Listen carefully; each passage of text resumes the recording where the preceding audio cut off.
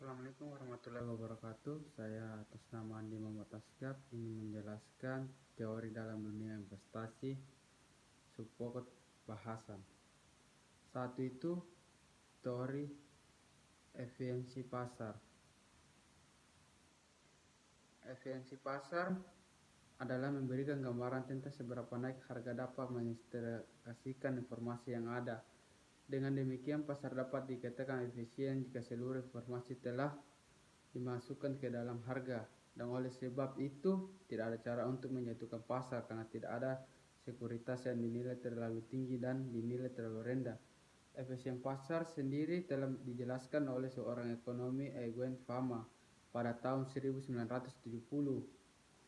Eugene Fama menjelaskan hasil hipnosis pasar efisien dilakukan menyatakan bahwa investor dapat mengungguli pasar dengan anomali pasar.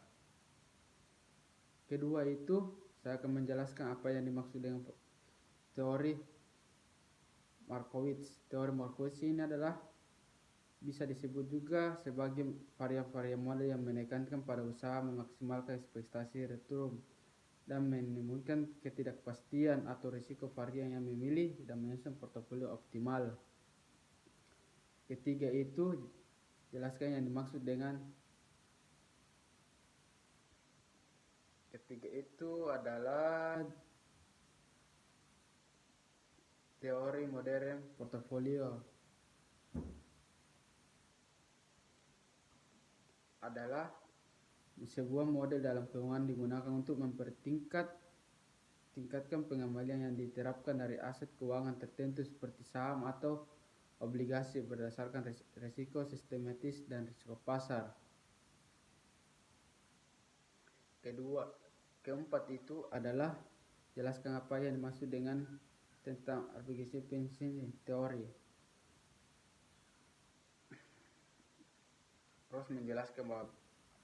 Ross menjelaskan bahwa arbitrage pricing teori APT sebuah aktivitas dinilai oleh pasar atau ditentukan dengan tingkat pendapat return yang dianggap dapat dicapai di masa depan pada suatu investasi. Kelima itu adalah teori behavioral finance.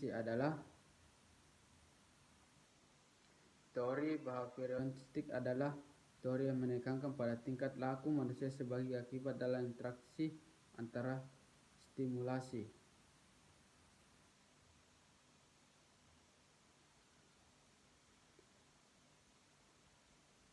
Dan 6. Teori nilai investasi value investing adalah value investasi merupakan metode untuk membeli saham di bawah harga wajarnya atau sering disebut dengan saham undervalue untuk kemudian dijual di harga sewajarnya.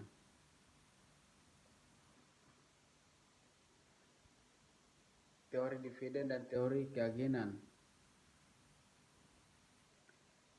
merupakan pengorbanan yang timbul dalam hubungan keagenan apapun yang termaksud hubungan dalam kontrak kerja antara pemegang saham dan manajer perusahaan. Oleh sebab itu, dalam hubungan keagenan setiap pihak akan bertanggung jawab biaya keagenan tidak hanya prinsipal namun juga agen. Terakhir adalah teori reksadana.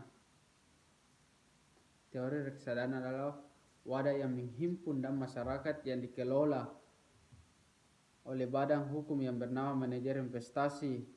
Surat berharga seperti saham, obligasi, dan instrumen pasar uang bentuk hukum reksadana dapat berupa perseorang atau berupa kontrak investasi kolektif. Sekian dan terima kasih. Saya atas nama Andi Muhammad Asgab